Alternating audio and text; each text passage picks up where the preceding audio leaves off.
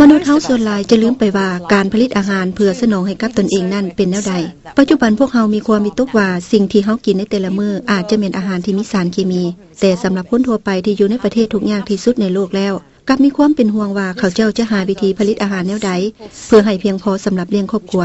พวกเฮาจะนำเสนอเกี่ยวกับวิธีการที่บรรพบุรุษค่อยเคยได้นำใช้การเพิ่มพูนผลิตและรายได้ให้หลายขึ้นและรายการของเฮายังจะนำเสนอการปลูกฝังในประเทศอีกัวดอร์ซึ่งชาวเมืองกิตโตสามารถปลูกพืชปลอดสารเคมีอยู่ในใจกลางเมืองได้วิธีนี้อาจจะเป็นวิธีหนึ่งที่สามารถนำใช้ได้อย่างมีผลดี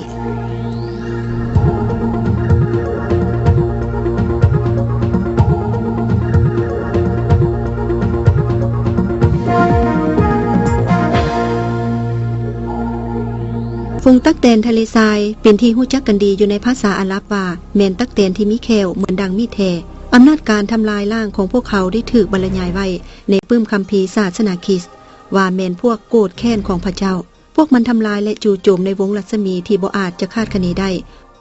ฝูงตั๊กแตนประมาณ 40,000 ล้านตัวได้ปกคลุมเนื้อที่ดิน640กิโลตารเมตรในแต่ละมื้อพวกมันได้ทำลายพืชผลจำนวนหลายซึ่งมีปริมาณเพียงพอสำหรับเลี้ยงคนได้ถึง200ล้านคนยาปราบศัตรูพืชที่มีมูลค่า300ล้านดอลลาร์สหรัฐได้ถูกนำใช้เข้าในการทำลายตั๊กแตนทะเลทรายพวกนี้แต่ก็บ่สามารถยับยั้งพวกมันได้เลยฉะนั้นพวกเขาจึงต้องได้หาวิธีแก้ใหม่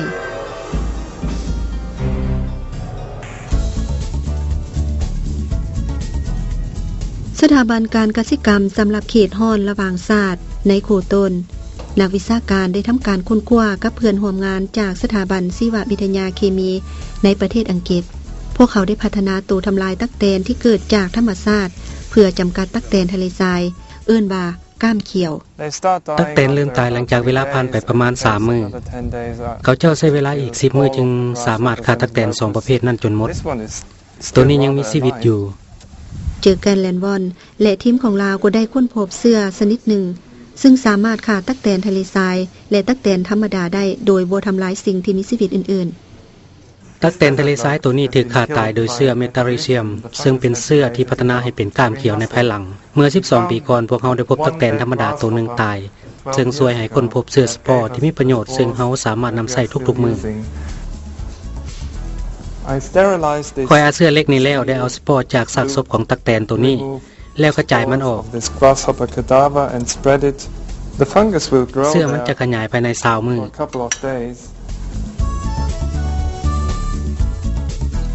เสื้อน้ำตาลและน้ำได้ถูกนำไปปนใส่เสื้อพวกนั้นโดยการสั่นให้เข้ากันโดยบ่ได้คนมันขั้นตอนต่อไปแม่นการหุงข้าวอันที่จริงมักข้าวที่บ่เปียกเกินไปข้าวที่สุกแล้วจะนำไปเนียนอยู่ในถุงและเอาไปอะเสื้อถ้าว่าพวกเขาบ่ทำการอะเสื้อมันอาจจะเกิดจุลินทรีย์หรือเชื้อโรคชนิดต่างๆขึ้นมา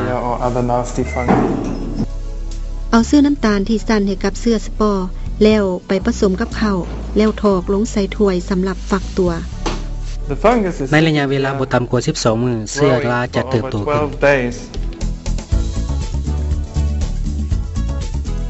หน้ากากจะช่วยป้องกันบ่ให้หันใจเอาสปอร์เข้าในขณะที่ทำการแยกเสื้อราออกจากเข้าโดยนำใช้เทคนิคแบบใหม่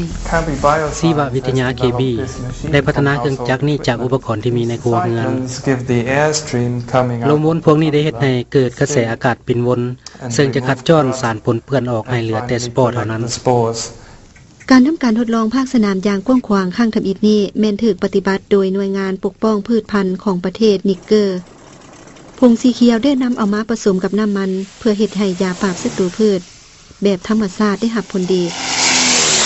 ก้านเขียวบ่มีผลกระทบหยังต่อสิ่งที่มีชีวิตและสิ่งแวดล้อมในน้ำมันสามารถนำใช้ได้กับเครื่องฉีดยาที่ฉีดด้วยมืออยู่ประเทศบีนินชาวนาผู้นี้ได้ฉีดยาใส่ให้ฝ่ายของลาวเพื่อป้องกันตั๊กแตนทะเลทรายได้ก่อให้เกิดมีผลเสียหายอย่างใหญ่หลวงแต่ว่ามันบ่ปรากฏตัวอย่างต่อเนื่องค่อยได้ยินว่าอีตาได้พัฒนาผลิตภัณฑ์นี้ค่อยจึงลองเอามาใช้กับสวนมันต้นของค่อยมันใช้ได้ผลดีเพราะว่าพวกตั๊กแตนตายโดยที่บ่ต้องใช้ยาหลายอีกอย่างหนึ่งพวกแม่หญิงก็สามารถเก็บออกผักอยู่สวนได้ทันทีหลังจากที่มีการฉีดยาซึ่งแตกต่างกับการใช้สารเคมีอย่างสิ้นเชิง พวกเฮาจักสร้างโรงงานผลิตยาก้ามเขียวที่สามารถผลิตได้หลายกว่านี้10เท่าพวกเฮาอยากให้ค่าสิ้นเปลืองในการปราบศัตรูพืชอยู่ระหว่าง$5-7ต่อเฮกตาร์เพื่อให้แข่งขันกับยาปราบศัตรูพืชแบบเคมีได้ในอนาคตยาปราบศัตรูพืชแบบธรรมชาติควรจะมาทดแทนยาปราบศัตรูพืชเคมีเพื่อช่วยเกษตรกรปกป้องพืชผลของเขาเจ้า